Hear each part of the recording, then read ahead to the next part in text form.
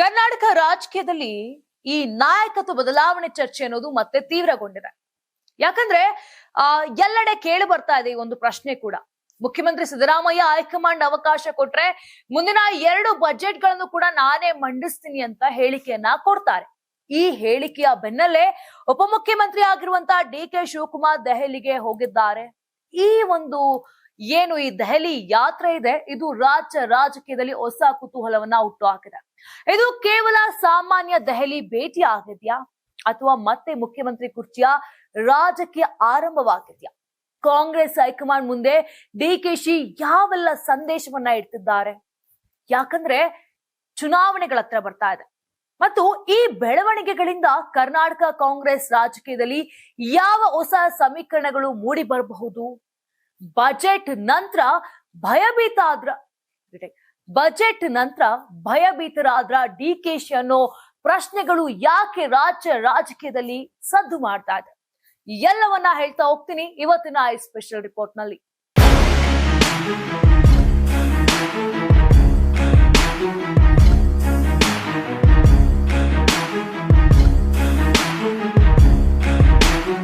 ಕರ್ನಾಟಕ ರಾಜಕೀಯದಲ್ಲಿ ಮತ್ತೆ ನಾಯಕತ್ವ ಬದಲಾವಣೆ ಚರ್ಚೆ ತೀವ್ರಗೊಂಡಿದೆ. ಮುಖ್ಯಮಂತ್ರಿ ಸಿದ್ದರಾಮಯ್ಯ ಅವರು ಹೈಕಮಾಂಡ್ ಮೇಲೆ ಸಂಪೂರ್ಣ ವಿಶ್ವಾಸವಿದೆ. ಅವಕಾಶ ಕೊಟ್ಟರೆ ಮುಂದಿನ 2 ಬಜೆಟ್ಗಳನ್ನು ಮಂಡಿಸುತ್ತೇನೆ ಅಂತ ಹೇಳಿದ ಕೆಲವೇ ಗಂಟೆಗಳಲ್ಲಿ ಉಪಮುಖ್ಯಮಂತ್ರಿ ಡಿ.ಕೆ. ಶಿವಕುಮಾರ್ ದೆಹಲಿಗೆ ತೆರಳಿರುವುದು ರಾಜಕೀಯ ವಲಯದಲ್ಲಿ ಹೊಸ ಚರ್ಚೆಗಳಿಗೆ ಕಾರಣವಾಗಿದೆ.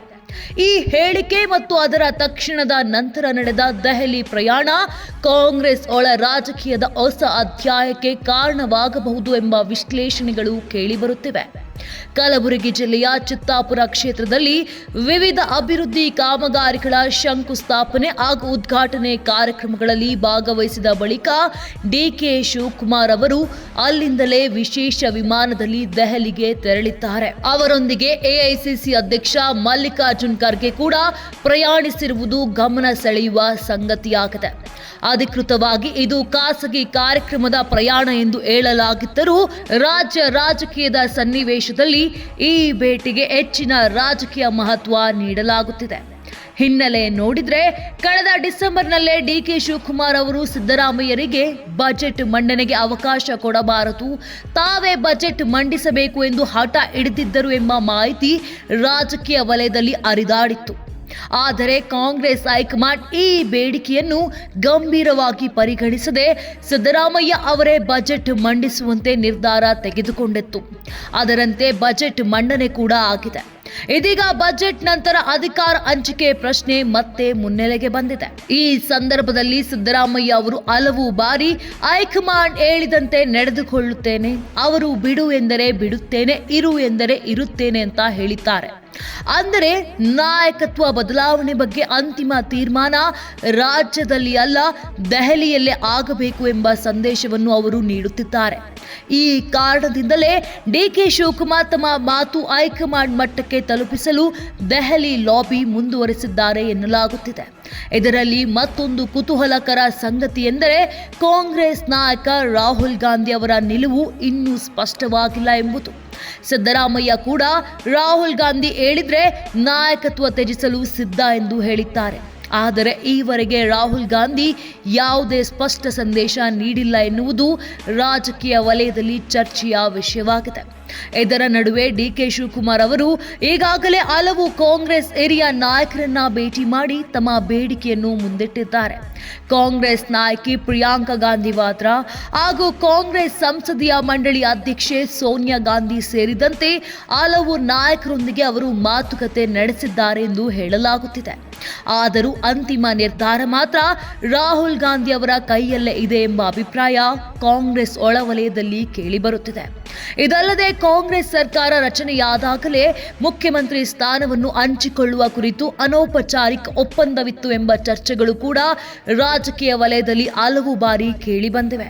ಅದರಲ್ಲಿ ಸಿದ್ದರಾಮಯ್ಯ ಮೊದಲ ಹಂತದಲ್ಲಿ ಮುಖ್ಯಮಂತ್ರಿಯಾಗಿದ್ದು, ನಂತರದ ಅವಧಿಯಲ್ಲಿ ಡಿ.ಕೆ. ಶಿವಕುಮಾರ್ ಅವರಿಗೆ ಅವಕಾಶ ಸಿಗಬಹುದು ಎಂಬ ಊಹಾಪೋಹಗಳು ಆಗಲೇ ಹರಿದಾಡಿದ್ದವು.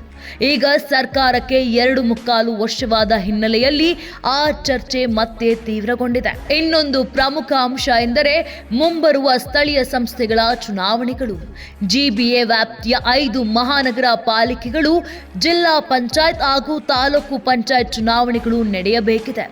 ಈ ಚುನಾವಣೆಗಳಲ್ಲಿಯೂ ಕಾಂಗ್ರೆಸ್ ತನ್ನ ಹಿಡಿತ ಉಳಿಸಿಕೊಳ್ಳಬೇಕಾದರೆ ಬಲವಾದ ನಾಯಕತ್ವ ಮತ್ತು ಸಂಘಟನೆ ಅಗತ್ಯವಿದೆ ಎಂಬ ವಾದವನ್ನು ಡಿಕೆ ಶಿವಕುಮಾರ್ ತಮ್ಮ ಬೆಂಬಲಿಗರೊಂದಿಗೆ ಮುಂದಿಟ್ಟಿದ್ದಾರೆ.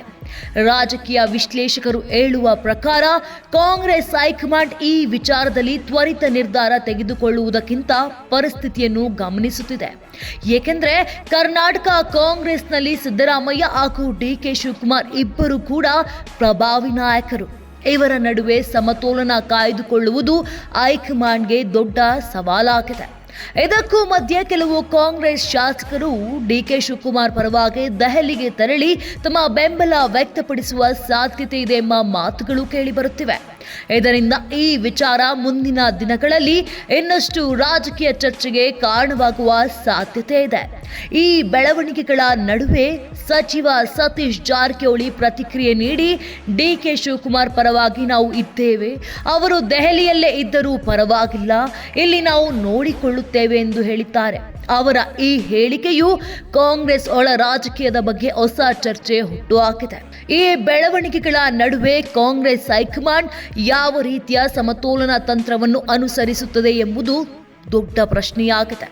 ಮುಖ್ಯಮಂತ್ರಿ ಸಿದ್ದರಾಮಯ್ಯ ಆಡಳಿತ ಅನುಭವ ಹೊಂದಿದ ನಾಯಕನಾಗಿ ಸರ್ಕಾರವನ್ನು ಸ್ಥಿರವಾಗಿ ನಡೆಸುತ್ತಿದ್ದಾರೆ ಎಂಬ ಅಭಿಪ್ರಾಯ ಒಂದು ವಲಯದಲ್ಲಿ ಇದ್ದರೆ, ಮತ್ತೊಂದೆಡೆ ಉಪಮುಖ್ಯಮಂತ್ರಿ ಡಿಕೆ ಶಿವಕುಮಾರ್ ಸಂಘಟನಾ ಮಟ್ಟದಲ್ಲಿ ಪಕ್ಷವನ್ನು ಬಲಪಡಿಸಿದ ನಾಯಕ ಅಂತ ಅವರ ಬೆಂಬಲಿಗರು ವಾದಿಸುತ್ತಿದ್ದಾರೆ.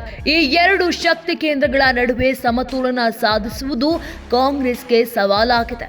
ಇದಲ್ಲದೆ ಮುಂಬರುವ ಲೋಕಸಭೆ ಹಾಗೂ ಸ್ಥಳೀಯ ಸಂಸ್ಥೆಗಳ ರಾಜಕೀಯ ಸಮೀಕರಣಗಳು ಹೈಕಮಾಂಡ್ ನಿರ್ಧಾರದಲ್ಲಿ ಪ್ರಮುಖ ಪಾತ್ರ ವಹಿಸಬಹುದು ಎಂಬ ವಿಶ್ಲೇಷಣೆಗಳಿವೆ. ಕರ್ನಾಟಕದಲ್ಲಿ ಕಾಂಗ್ರೆಸ್ ತನ್ನ ರಾಜಕೀಯ ಬಲವನ್ನು ಉಳಿಸಿಕೊಳ್ಳಬೇಕಾದರೆ ನಾಯಕತ್ವ ಪ್ರಶ್ನೆಯನ್ನು ಜಾಣ್ಮೆಯಿಂದ ನಿರ್ವಹಿಸಬೇಕಾಗುತ್ತದೆ. ಏಕೆಂದರೆ ನಾಯಕತ್ವದ ಕುರಿತ ಒಳ ಗಲಾಟೆ ಮುಂದುವರೆದರೆ ಅದು ವಿರೋಧ ಪಕ್ಷಗಳಿಗೆ ರಾಜಕೀಯವಾಗಿ ಲಾಭವಾಗುವ ಸಾಧ್ಯತೆ ಇದೆ ಎಂಬ ಆತಂಕವು ಕಾಂಗ್ರೆಸ್ ವಲಯದಲ್ಲಿ ವ್ಯಕ್ತವಾಗುತ್ತಿದೆ. ಮುಖ್ಯಮಂತ್ರಿ ಸಿದ್ದರಾಮಯ್ಯ ಅವರ ಮುಂದಿನ ರಾಜಕೀಯ ನಡೆ, ಡಿಕೆ ಶಿವಕುಮಾರ್ ಅವರ ದೆಹಲಿ ಲಾಬಿ ಹಾಗೂ ಕಾಂಗ್ರೆಸ್ ನಾಯಕ ರಾಹುಲ್ ಗಾಂಧಿ ಅವರ ಅಂತಿಮ ನಿರ್ಧಾರ, ಈ 3 ಅಂಶಗಳು ಮುಂದಿನ ದಿನಗಳಲ್ಲಿ ಕರ್ನಾಟಕ ರಾಜಕೀಯದ ದಿಕ್ಕು ತಿರುಗಿಸುವ ಪ್ರಮುಖ ಅಂಶಗಳಾಗಬಹುದು. ಆದ್ದರಿಂದ ದೆಹಲಿಯಲ್ಲಿ ನಡೆಯುತ್ತಿರುವ ಈ ರಾಜಕೀಯ ಚರ್ಚೆಗಳು ರಾಜ್ಯ ರಾಜಕೀಯದಲ್ಲಿ ಇನ್ನಷ್ಟು ಕುತೂಹಲ ಹಾಗೂ ಅನಿಶ್ಚಿತತೆಯನ್ನ ಸೃಷ್ಟಿಸಿವೆ. ಒಟ್ಟಿನಲ್ಲಿ ನೋಡಿದ್ರೆ ಕಾಂಗ್ರೆಸ್ ಒಳ ರಾಜಕೀಯದಲ್ಲಿ ನಾಯಕತ್ವ ಬದಲಾವಣೆ ಕುರಿತ ಚರ್ಚೆ ಮತ್ತೆ ತೀವ್ರಗೊಂಡದ್ದು ಎಲ್ಲರ ಕಣ್ಣು ಇದೀಗ ದೆಹಲಿಯತ್ತ ನೆಟ್ಟಿದೆ. ಹೈಕಮಾಂಡ್ ಯಾವ ರೀತಿಯ ತೀರ್ಮಾನ ತೆಗೆದುಕೊಳ್ಳುತ್ತದೆ ಮತ್ತು ಅದರ ಪರಿಣಾಮವಾಗಿ ಕರ್ನಾಟಕ ರಾಜಕೀಯದಲ್ಲಿ ಯಾವ ರೀತಿಯ ಬದಲಾವಣೆಗಳು ಸಂಭವಿಸಬಹುದು ಎಂಬುದೇ ಮುಂದಿನ ದಿನಗಳಲ್ಲಿ ಸ್ಪಷ್ಟವಾಗಲಿದೆ.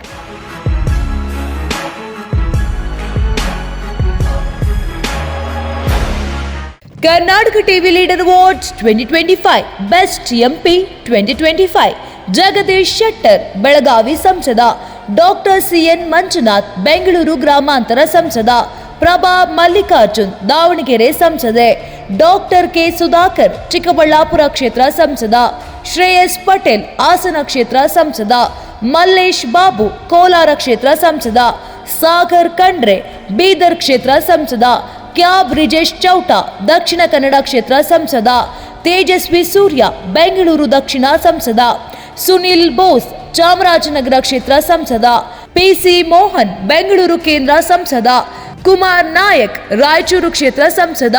ಕರ್ನಾಟಕ ಟಿವಿ ವಾಟ್ಸ್ಆಪ್ ಚಾನೆಲ್ ಮೂಲಕ ವೋಟ್ ಮಾಡಿ ಹಾಗೂ ಇವರಲ್ಲಿ ಬೆಸ್ಟ್ ಎಂಪಿ ಯಾರು ಕಮೆಂಟ್ ಮಾಡಿ.